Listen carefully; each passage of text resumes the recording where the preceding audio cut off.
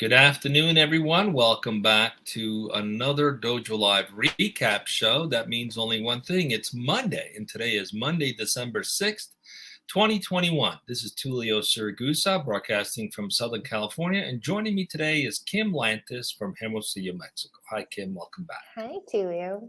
Happily, today's Monday feels a little less Monday-like than last Monday. I tell you what, last week put me through the ringer. Everybody's got those weeks, right? So that was your week. So glad to hear it's a better Monday. It's a good start. And as they say, let's get it. So we had two shows last week, two live shows. We always have a rebroadcast in case we don't have a live show at 12 o'clock Pacific. But we had two live shows. The first one was with Albert Saniger, who's the founder and CEO at Nate.tech.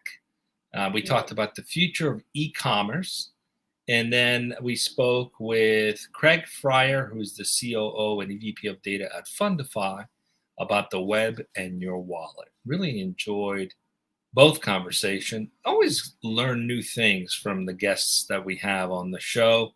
If you haven't checked out a Dojo Live show, you really owe it to yourself. It's like reading a Gartner report directly from the guys building the future. So just check it out. It's 20 to 30 minutes, and it's entertaining, and it's always good things that we learn from the guests that we have about what's happening. Put it on podcast while you're driving into work. Exactly. If you get to drive into work these days, who knows? Everybody's working from home. So. Some people, or you might want to go into your car just to get out of the house and go for a drive and listen to the podcast. Whatever works for you. Exactly. Or if you want to do it the old-fashioned way, we have transcripts too. So you can read it, view it, listen to it. You can't run away. So you got three options to check out a Dojo Live show. All right. So I really liked the conversation with Craig related to Fundify.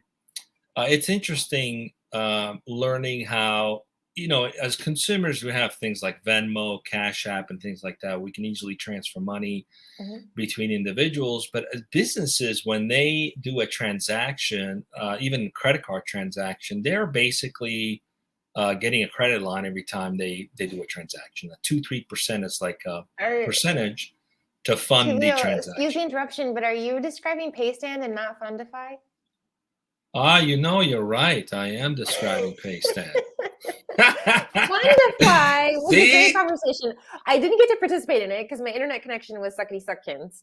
But it's basically the crowdfunding for investors and angel investors. Yes. There you go. So I thought that was a revolutionary concept. I had never even heard of that. And I did get to watch the show. What I appreciated is that I'm not an investor. I've never invested in anything. I've honestly been kind of afraid of the financial world and stocks and anything that entails. But it seems like a kind of low risk, sort of fun way to get your feet wet. He mentioned he threw out a number there of investments as little as like $10 that the fund, the people who are looking for investments kind of can set that minimum. But if you've got $10 invested in 40 companies, it's a pretty good shot of one of them turning around. So I thought that was pretty cool. Yeah, absolutely. Thanks for saving me there. After hundreds of interviews, they all just blend together. But yeah, I love the stand excited too. You can tell. I really liked Jeremy's conversation. Not that I didn't like the conversation we had with Craig. It's fantastic. Look, if you want to invest in startups, this is a great way. It's like having access to a private NASDAQ kind of a marketplace, right? Where you get with as little as $10, you get to play, and you diversify your investments enough, as Kim said, where you could potentially make out big, and maybe you don't have to wait in something that you don't have to wait for the company to go to an IPO or get acquired to exit either. You can actually exit those investments through the private secondary markets in those Fundify marketplaces. So congratulations. I think it's getting more and more regulated as well. So it's kind of interesting to see. A lot of fintech stuff are highly regulated. This happens to be one, I think, that's becoming more deregulated because they've loosened up the requirements. You had to be accredited investor to play in the past. Now anyone can just do it. So, and that's good news. So it's democratizing investment and leveling the playing field, if you will, giving access to everyday people to play with what typically has been reserved for accredited investors or institutional investors, and potentially reap the rewards of investing in those startups. Conversation with Nate. What did you think about that? I enjoyed that conversation a lot. Albert impressed me. I think English is like his 5th or 6th language or something. And the show was seamless. I just thought it was really, really fun. Also kind of about maybe not deregulating, but democratizing a bit more in e-commerce, which I thought was really great. He kind of talked about what gave rise to his idea and really holding privacy, I think, up and really trying to figure out a way to incorporate online retailers that aren't just the big two, right? And big two meaning Amazon, Alibaba. And I thought it was really great. I thought it was really interesting how Nate is able to give a unique credit card number to every transaction. I had no idea up to that point that our credit card companies or whoever that might be kind of create a profile around the final 4 digits of our credit cards. And with Nate, this isn't happening. I also liked the social component and the one-stop shop, right? The social component meaning if you have an Instagram or anyone, even a friend that kind of pulls together this complete list of, you like this makeup look? You can kind of upload all those products and instantly purchase. And this, the ability to purchase with kind of one click from one source, not having to go onto multiple, or you can, go onto multiple websites and kind of just put it all in one place. I think is the real life example of all of your Christmas shopping. I want this, I want this, I want this. You put it on your list and Nate, and then boop, buy. And it's done. So. Yeah, it's kind of like what music has done with sharing your playlist and stuff. Now you can share your shopping list. It's kind of cool.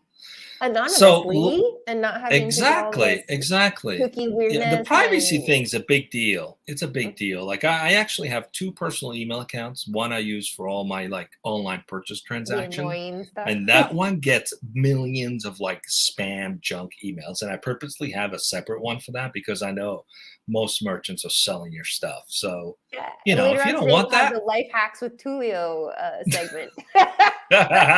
Exactly. Idea, that could be a new segment. What we've learned and how to apply it in real life. All right, so we got 2 live shows coming up this week, and they're going to have a restream on Thursday because we have our whole hands in on Friday. But the 2 live shows coming up are we had AI-driven future of remote sales. Can sales enablement be done real time in meeting to scale and win more revenue with your remote customers facing teams? That's a mouthful title, guys.